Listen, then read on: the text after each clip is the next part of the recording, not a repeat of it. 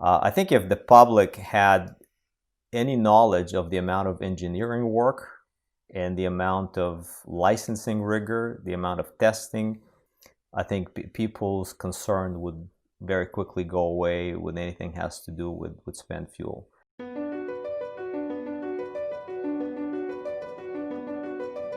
The gravity of the time is such that every new avenue of peace, no matter how dimly discernible, should be explored.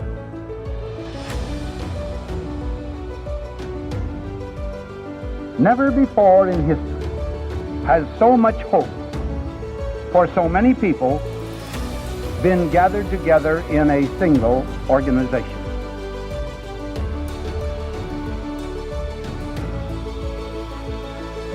You will provide a great share of the wisdom, of the courage, and the faith which can bring to this world lasting peace for all nations and happiness and well-being for all men.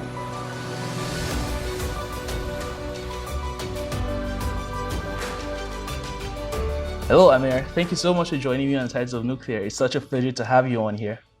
Good morning. How are you today? We've been trying to organize this for quite a while now, so I'm very excited that we finally have this all set up. And before we get into our conversation, could you just do a brief introduction to the audience and tell them about how you first got into the nuclear industry? Sure. Thank you for that opportunity. So my name is Amir Vexler. I'm the president of Orano TN Americas. I've had a long journey in the nuclear career. And starting really from the beginning, I graduated as a mechanical engineer from the University of Toronto in Canada. I really worked in several industries as an engineer before I got into the nuclear industry about 20 years ago. And the way I got into it was I was hired by General Electric in Toronto. I don't know how many people know this, but General Electric used to have a large footprint, nuclear footprint in the Canadian CANDU market. In fact, the facility and the business that I joined was one of the developers of the CANDU fuel manufacturing technology. So that's where I started about 20 years ago, a little over 20 years ago. And I kind of progressed through the ranks into plant management. I managed most of the licensed plants that GE had in Canada. And that's what got me into the U.S. because GE had a large nuclear organization in the U.S. as well. So I managed to work in a lot of our operations and managed a lot of our nuclear operations here in the U.S. And in 2015, I became the CEO of Global Nuclear Fuels, which you probably know is the joint venture back then of Hitachi, GE, and Toshiba. And I did that till 2019. And in 2019, I moved to Orano, and I was appointed the president of Orano TN in 2019. Congratulations on that. I'm always very curious to know, when you first got into the nuclear industry, what was the public response to the nuclear industry at that time? And what was your personal response? Was it something you were very aware of, and was it something you were excited to get into? Or did you just find yourself there and just kind of learn the importance as you went along? Yeah, it's interesting that you mentioned that. I kind of remember that a few days ago when I was talking to a friend of mine. I was working in the chemical industry when I got an interview with General Electric, and I didn't even realize that there is a nuclear facility in Toronto. That facility was close to downtown, and it was making nuclear fuel. Actually, it's still there. And so my perception was, how is that even possible? Who would put a nuclear facility downtown large city? But I got to tell you, my perception got completely changed when I actually started working there, because I came from a chemical industry, and we did not nearly have the kind of controls that the nuclear industry has over worker safety and public safety. In fact, I remember my first day on the job, they sent me to do a full body count, a lung count, and I was driving there with a gentleman that was retiring the same day that I was hired. And he worked in that nuclear facility his entire life. He was over 60 years old. And when we drove there, he and I were talking. So that was my first day, his last day. And first of all, I couldn't believe he's 60 years old. He looked like he was 40 years old. And I think he was healthier than I was in my 20s back then. And so I think my perception, and generally the perception back then, was basically what you read in the newspaper and the media, some of the hyped up rhetoric about nuclear. But that really has changed for me in a matter of a few hours of being there and seeing the kind of controls that were in the facility. And, you know, as time went on and, you know, having the perspective of an operations leader and a business leader, I just view that as we're second to no other industry in terms of protecting the public and, you know, protecting our employees. It doesn't matter what company you are in the nuclear industry. We all take it very seriously. Yeah, that is such a great response. And now at Orano, you are very deep into the nuclear industry and you are in the value chain. So I'll let you take it. So what does Orano do and what services does it specialize on? So again, I kind of joked with somebody the other day. I said I went from being a midwife to being a funeral director. You know, I was in the business of designing, making fuel, and now really I'm proud to be part of Orano because we have sort of a turnkey, the full integrated supply chain that starts with the moment that a utility offloads their fuel into the spent fuel pool. I mean, from that point on, we can take over, provide all the services to load it into dry fuel storage, to manage the you know, the storage pads at the sites, to do preventive maintenance work, and you know, we can provide, and we have manufacturing facilities where we manufacture all the hardware, the canister, the storage units. And now, in fact, around the USA is part of that. Part of this expansion of the scope is looking at things like interim storage, consolidated interim storage of dry fuel, of spent fuel. So basically, everything from spent fuel pool down to semi-permanent storage of nuclear fuel. Is it fair to say that this part of the nuclear value chain is where the public and especially some environmentalists have the least amount of information and the most amount of opinion on? Is that a fair assessment to make?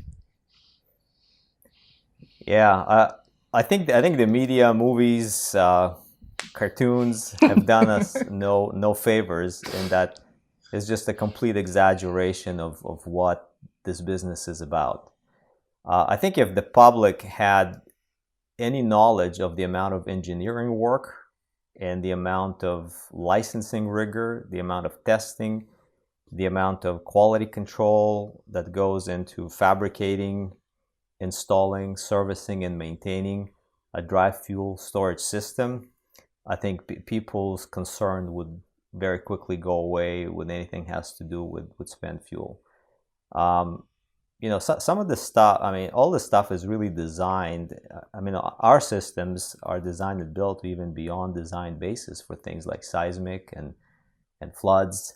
And so we've, it's pretty impressive when you look at it. You know, when I came in and I knew fuel, but did not know spent fuel that much, I was extremely impressed with the level, the rigor in which we design and build these systems. So to answer your question, I think that it's an easy one to pick on because you don't really need to know anything. You just can point to cartoons and say, well, it's got to be dangerous. But the reality of it is, you know, at that point, the fuel can do very little damage in terms of harming the environment or the public. That's just a general statement that I'll make. Okay. So going a bit deeper on this, what are the unique challenges that you've seen? Because I think you have a unique perspective because you're just coming into it and you just see how everything is. You don't have 20 years of experience on this. So just coming into it, what are the challenges you see that you found so far in the spent fuel management sector? You know, that's a good question. And looking at it as a business person first, I would say that you touched on it right away, the public misconception regarding the safety aspect of the spent fuel. I think that's number one, a huge headwind that the entire industry and that we have in the spent fuel management sector. People just reflexively would say no to anything that has to do with this, even if there's no rationale behind it. I think some of these attitudes have stopped us from delaying and securing a national repository. I think all members of public understand that and know that that does not help our industry, and quite frankly, I don't know that it helps just our society in general. Some of the politics that's wrapped around it. So I think that is probably the biggest challenge, the public misconception. The other one that I'll mention to you, and I'm learning this fairly quickly, is misconception by customers as well, the utilities, that somehow dry fuel storage is a commodity. We do have competitors, and I'm very careful to ensure we don't go down the path of commoditization of dry fuel storage, because they're not all equal. There's definite advantages. Like, for example, we are the only ones that have a horizontal dry fuel storage system, or new home system. It is unique in its ability to, remove heat, its ability in its defense and depth in terms of things like accident scenarios, like tip overs. That's not a concern in our systems. So these are just some of the examples that I think there is an attempt to commoditize a lot of these things, and we as a company have to be just very thoughtful about how we design, how we license, and how we interact with customers around this aspect of their operations. I mean, think about it. Utilities typically at that stage, spent nuclear fuel does not add a lot of efficiencies to their operation. It's not anything they generate revenue on. At that point, it becomes a liability more than anything else. And so there's this temptation to view it just strictly as a liability and as a commodity. So we have to work very hard to make sure that that doesn't happen, because there are very clear and distinct differentiators. Okay. Would you mind going a bit deeper on what those differentiators are, if you don't mind? Yeah, absolutely. So if you think about it, and I'll try to simplify it very much. Everybody else has a vertical system where, they load the fuel assemblies, the spent fuel assemblies, vertically into their systems, and that really is how it's stored on the pad at the utility side. Ours is different. Ours is loaded horizontally, handled horizontally. At any point in time from its loading phase, it's in an overpack, so the actual canister is not exposed at any point in time.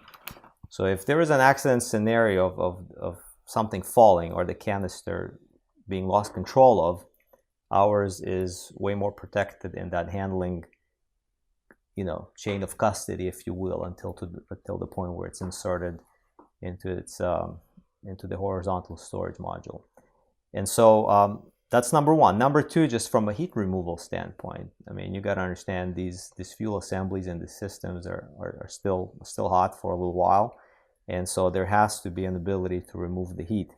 When you store a unit horizontally, there is more effective heat removal because you're able to get cooler air to the center of the unit, as opposed to the vertical, which kind of goes through the entire system, and you don't get the most cooling effect to the center of the system in a vertical system. And probably the biggest one that we really are proud of is a defense in depth, stability. So think about seismic events. You have a huge system that sits vertically. You can imagine certain accident scenarios would tip over in a vertical system. And by the way, that's probably one of the worst things that everybody tries to protect from, is the tip over and kind of loss of control over the S&M. In our particular case, it's already tipped over. It's vertical. And so, it's horizontal. And so that takes away that concern. So there is that defense in depth.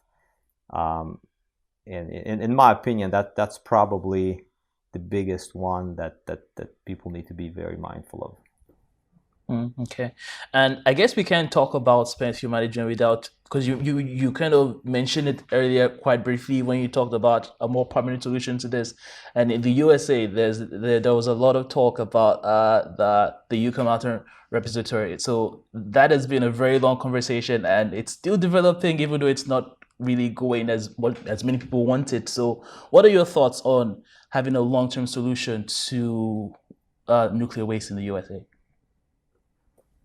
Yeah, well, unfortunately, I'll try to refrain from making political statements, and unfortunately, that issue has been politicized.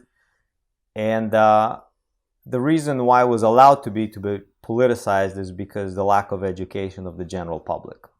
So, I mean, I believe I'm just stating simple facts. I mean, obviously, in my opinion, as a taxpayer, as a citizen, it makes most sense to have a central repository for this spent nuclear fuel. From a practical standpoint, history has shown us that it may not happen that quickly. I mean, they've been working on it for a long time, and this may not be a reality for a long time. And so we're taking the next step that, in my opinion, is probably the most pragmatic and the cleverest thing to do, and probably brings the most value to taxpayers, citizens, and just generally all the stakeholders, is to create a consolidated interim storage facility, where instead of each utility storing their own spent fuel on their sites, create a consolidated facility that does that. The reason why it makes absolute sense to me, again, looking at it as a member of a public, and I'm looking at it as a taxpayer and as a business person, there is huge economies of scale of managing a large inventory of spent fuel versus many teams managing smaller pools of inventory all across the country. So this is something that we're working towards in Texas as well through some partnerships. When I say we, I'm referring to Orano USA. Okay. And we're supporting, Orano TN is supporting it, and it's part of the team. Okay. Do you think that the framework exists right now for that kind of a collaborative effort to have a facility like that and to have programs like that going forward? Or it's something that needs to be built up? Yeah, that's a good question, because the things that you don't think are problems do become problems. So I do think that the framework exists. I don't think we are as advanced in certain things as, let's say, the Europeans are. I'll give you an example in a minute. I think some of the obstacles to creating that infrastructure is, I think, number one, public opinion. The public has to realize that there is minimal risk, if any, associated with that kind of storage scheme, because at that point the fuel is cool. I mean, even there's very little that actually can happen at that point. And in some of the areas that I think need to be very carefully invested in is the transport. We don't have a lot of precedence in this country in transporting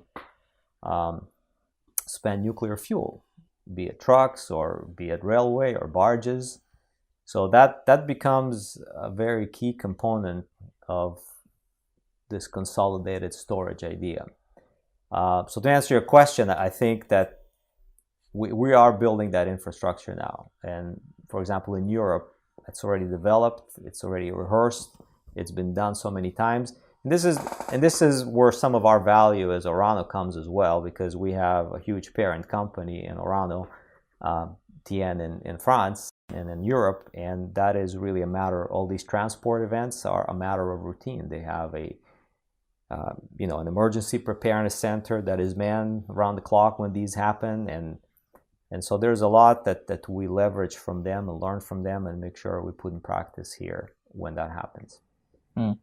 And kind of going back to what you said, I don't want us to get too much into the politics of it, but you mentioned that most of the issue around spent nuclear fuel, or energy in general these days has been very politicized, and there are a lot of reasons for that. You have the movement for climate change, environmentalists, and you have generally some policies that try to counter each other at sometimes counterproductive measures. But this is the reality that most energy companies have to deal with right now, especially when you're in the value chain where people don't really know enough. And you can't really escape that, because since they don't know enough of what the core business is and what the challenges are and what the benefits are, it makes it very difficult to have that conversation, because sometimes people are just not willing to listen. And have you come across that sometime when you're speaking with people? Because I can imagine having a conversation about what you do could turn into pretty interesting discussions. Yeah, yeah, that's you actually are asking a very good question here, because I do see that some people are very close-minded when it comes to stuff like that. And I think what's driving close-mindedness is the lack of education and understanding of what really generates power in this country, and what provides grid stability, and what provides, just the comforts, the everyday comforts that people are used to. So in my opinion, I think nothing will be done without properly educating the public. And I'm drawing from my experience from the past. I've managed several licensed facilities that process a special nuclear special nuclear material, and the neighbors kind of knew we were there, and they had real apprehensions about having a facility next door to them. And their perception of what we do over there was we make bombs, or we make things that can seriously harm people.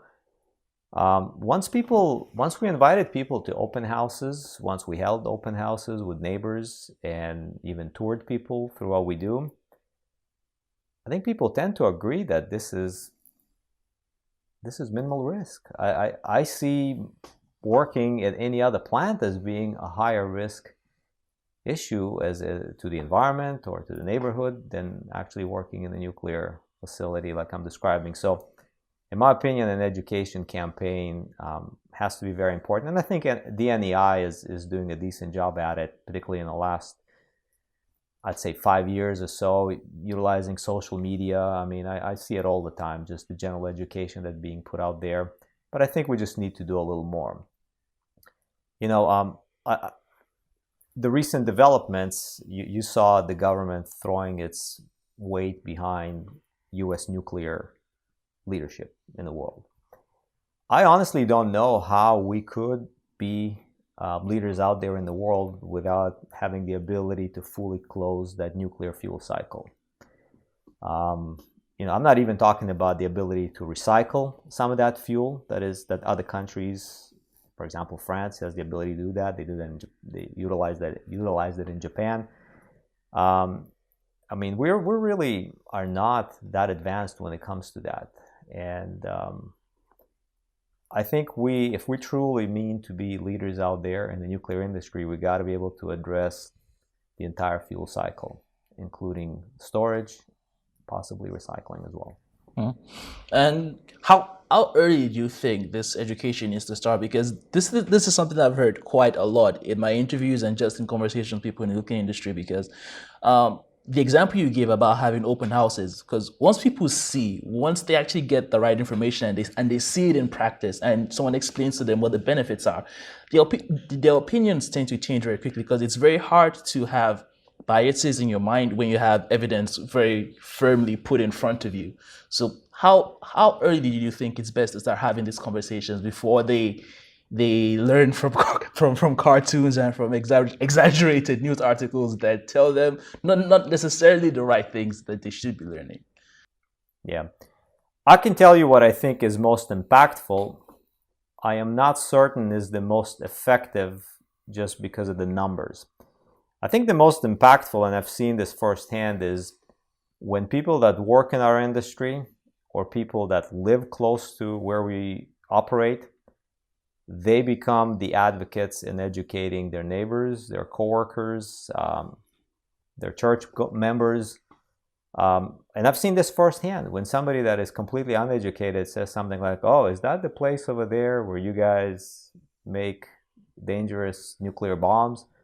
And people say, "No, I work on the line, and I'm probably safer than any other worker that I know out there, and the public is as well." That to me is probably the most impactful way to impact public opinion. I'm not sure how effective it is because there's just so many people that work in that industry or have firsthand knowledge of what we do.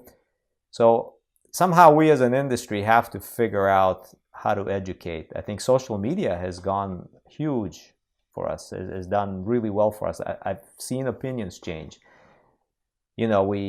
Back 20 years ago, you wouldn't buy a spot on TV to advertise the nuclear industry. You just wouldn't do it. But now, you go on Facebook or LinkedIn, and there are 20-second snippet videos that are posted by a lot of nuclear companies, and people kind of learn and see, oh, is this how it's done? That's neat. A place where I worked before, we even posted sort of a video from inside, how workers work with the material, what protective equipment they have. The comments that people had, "Oh wow, I didn't realize it was so clean in there. I didn't realize it was so organized." To your point, when people watch The Simpsons, they think that there's green goo, falling off the ceiling or pipes. So I think we have to be, as an industry, we have to be very proactive in doing that. And like I said, I think things have improved dramatically. If you compare the sentiment in the U.S. in general to the sentiment, say, in Europe when it comes to nuclear power, I think we're a little more fortunate that way, in my opinion. But we still need to work at it. I think there's still a lot of work. Okay. And you're still in your first year at Orano TN, and there's a lot of projects that I'm sure you're working on, lots of things that you want to get into. Obviously, the lockdown is kind of putting most things on hold, but going into the future now, what are your main priorities to just go in, like things you really want to get stuck in, and things you really want to see develop during your career at Orano TN? Yeah, that's a good question. So I'll answer it just from my personal view as opposed to sort of what the company needs to do, although they're both one and the same when I really think about it. I've always believed, and my mantra has always been, that in order to be successful in the industry, it doesn't matter whether you're a utility or a supplier to utility, whether you're in fuel and services, whatever it is you provide to a utility. If you're part of this industry, there's really two things that you got to be able to deliver in order to be at the top of your game. First and foremost is technology. You have to be a technology leader.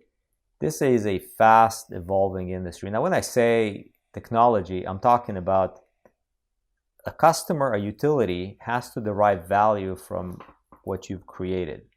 If it's the same old and you're not evolving your product, you're not introducing more benefits and more value to the customer, I'd say you're going to lag behind and you're probably not going to be in business for too long. So technological leadership has to be a priority, and it is a priority for me.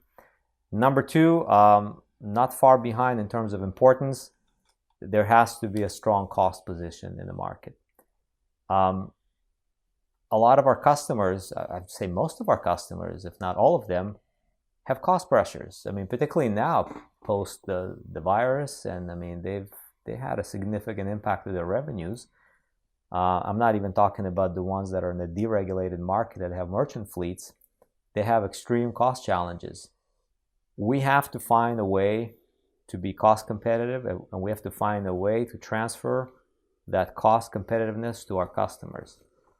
I attended once a conference years ago, and people were talking about the nuclear promise. And that conference really represented the entire supply chain to the utilities. And one of the executives, I gave a speech about the nuclear promise and what we need to do as a supply chain to the utilities. And I said, we got to be able to deliver. And I think the goal was something like 30% cost out. Somebody stood up, one of the executives stood up and says, well, I don't really think it's realistic. I don't think it can ever be done. I think this is just a pipe dream. My response to him was, it has to be done. If the utilities do not generate profit, if they're not a competitive mode of power generation out there, we as an industry are going to be doomed in general. So I do believe that cost positioning in a supply chain, and we're part of the supply chain, has to be a priority. And I think that needs to be transferred as a benefit to our utility customers who have extreme pressures of their own. So these are the two things that are on my mind after the first year. Those are very strong priorities to have for any organization, not just for nuclear. And a lot of things have happened this year. Obviously, we can't ignore things like politically and in terms of the environment and in terms of business as well. But I think there always has to be a sort of looking forward. I think that's also very important, a bit of optimism, if you will, because I don't think you can be in the nuclear industry without being a bit optimistic about what the future holds, because I think it helps.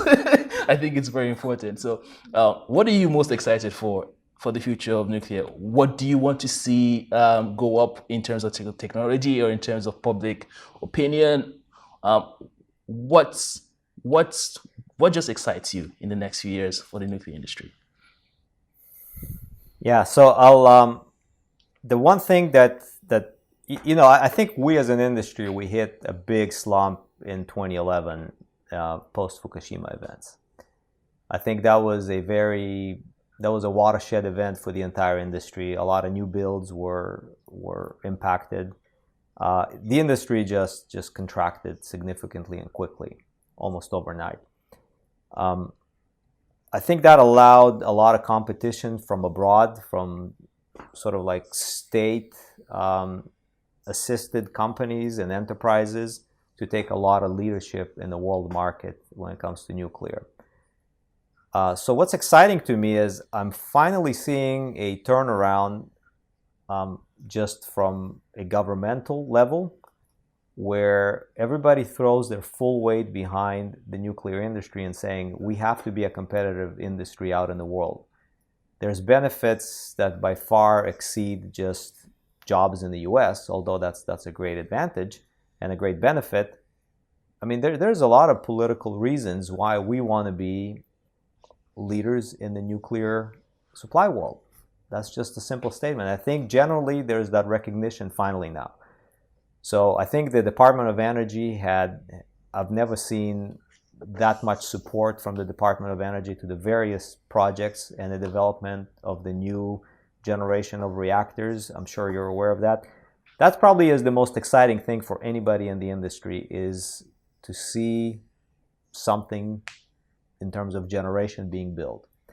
So, I think they're sponsoring a lot of development and licensing of that technology, which is exciting. I'll be completely ecstatic when I see, private companies putting the first orders for these reactors, and the entire supply chain, which includes us, getting activated and on executing on it. So that's one thing that makes me really excited about what I'm seeing, and I'm looking forward to that. But there's another aspect to it that, having been in this for over 20 years, I've seen slowly a decline in the younger generation's interest in this industry. Particularly after 2011. I mean, there's people that work with me and their kids go to college, and you hear things like, well, I would never want my son or daughter to go into nuclear engineering. I'd rather they go study industrial or biomechanical and I started hearing more and more of that in the last 10 years or so, or 9 years. And that kind of makes you sad a little bit for somebody who spent their entire life in that industry. I'm noticing that things are starting to change. As programs being funded, as new projects are being initiated by the different companies, I think it creates a lot of excitement in the industry. And that projects itself to the younger generation that looks to make a career in this industry. So, my kids are college age, and, I'm hearing more and more of their friends being curious and asking, well, what is a career like in the nuclear world? And that's exciting to me as well. You know, to me, younger generation getting into this and making more impactful decisions and being more creative than we were and coming up with new ways of doing things that perhaps we were not able to, that to me is the ultimate excitement. Very well put.